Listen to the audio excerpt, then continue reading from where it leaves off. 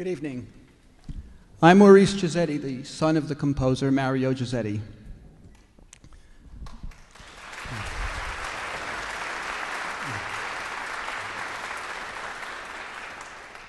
Something very special is going to happen here this evening. Tonight, we're going to take a journey of life through music. The Profile, the Life, and a Faith Across the Notes is a symphonic poem written for piano, orchestra, and chorus. It's in 6 parts, starting from the time we are born, and then continues through each phase of life as we grow older. We're going to experience all the emotions one encounters during their lifetime in this music. If aliens were to come from out of space and wanted to know about the human race, all they'd have to do is listen to this music. Part 1 is a lullaby, and it's titled Nina Nana, and it's all about the experience of having your firstborn child. Then we're going to grow a little bit, and we're going to be into childhood. Part 2 is titled The Bicycle, and this part is all about carefree youth. So we're all going to jump on our bikes in this part and take a carefree bike ride as we pedal away with the beat of the music. Then we're going to grow some more, and we're going to be into our teens. And for the first time in our lives, we're going to experience the emotions of love and romance. Part 3 is titled Sadness of Love. We all know why. In this part, we're going to feel the beat of the heart as it gets stronger and stronger and stronger. Then, before we know it, we're graduating from school. Part 4 is titled The Joy of Graduation. It's a time in our life when we feel we can conquer the world. We're so confident our whole life is ahead of us. We want to get out there and do the best we possibly can. We want to get married and start a family. We want to get a great job. We want to make $1 million. We want. We almost feel like we can fly. This part is also known as the butterfly. Then, in just a few blinks of the eye, we're adults. And stark reality hits us. The clock is starting to tick. Part 5 is titled The Tragic Reality of Life, because in life, so many times, despite all of our hard work and efforts, things just fall apart. Whatever the problem, this music was conceived of during World War II. So it's a very intense movement. It starts off slowly, like the calm before the storm, and then it continues to build and to swell. Just like in our own life, sometimes things can build and swell within us, and then it continues and then culminates with the great crescendos of this part 5 into a perfect storm. The Tempest, as it is also known as, which means thunder. And finally, part 6 is a thought and prayer titled Ave Maria. And my father wrote this part when he was a teen. And of the 6 parts, he wrote this one first.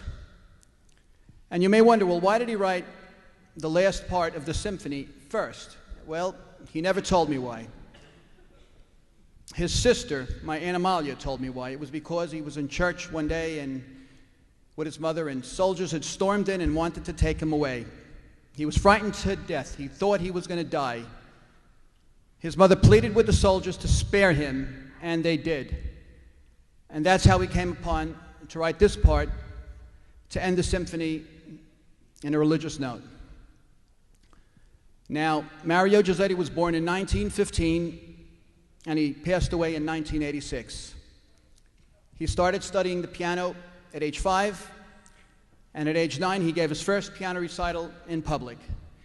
He then went on to study at the Conservatory of Music in Italy, where he held a scholarship for 6 straight years, and he graduated with the highest points granted by the Commission for Composition in Piano. He was most influenced by the composers of the Romantic period of music history, that period being from, say, the early 1800s to the early 1900s. So you'll see the elements of that bygone era and the similarities of the style in this music, especially the fifth part. Composers such as Rachmaninoff and Tchaikovsky, Chopin, and Liszt. It was Liszt who created the symphonic poem, and the idea of the symphonic poem was for the listener to not only enjoy the melody of the music, but to be inspired to see the music, to visualize the images of the music as it's being performed. And that's what we will hear this evening, a symphonic poem. Now, my father played this music in 1983 as a two-piano version with no orchestra. He was planning, and his dream was to play it the following year with the full orchestra and the chorus, but unfortunately, due to an illness that he had been suffering from, he was never able to play the music again, and that concert never happened. At that time, in 1983, when he played that version, the two-piano, I said to myself, someday this music must be played at Lincoln Center. And 29 years later, it will be, with the orchestra and the chorus. And I'm dedicating this concert to my mother because she's 88 years old. She's sitting right there. And if it wasn't for her support in good times and bad, there would never have been a concert tonight. So thank you, Mom.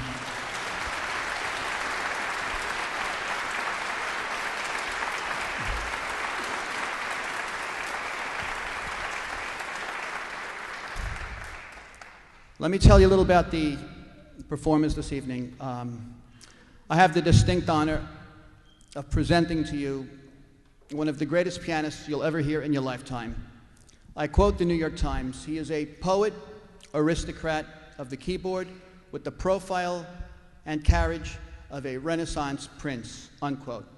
His name is Francesco Labetta, and he's here this evening to perform for you, along with the fine musicians of the Chelsea Symphony Orchestra. And making her debut is Donata Cuccinata, who will sing in part one, the Nina Nana, and Matt Morgan, who will sing in the third part, the Sadness of Love. And last but not least is the chorus. The New York Choral Society will appear in the second part of the concert in the Tragic Reality of Life and the Ave Maria. So I want to thank you all for coming. I hope you enjoy the program. I don't know what else to say. So thanks very much.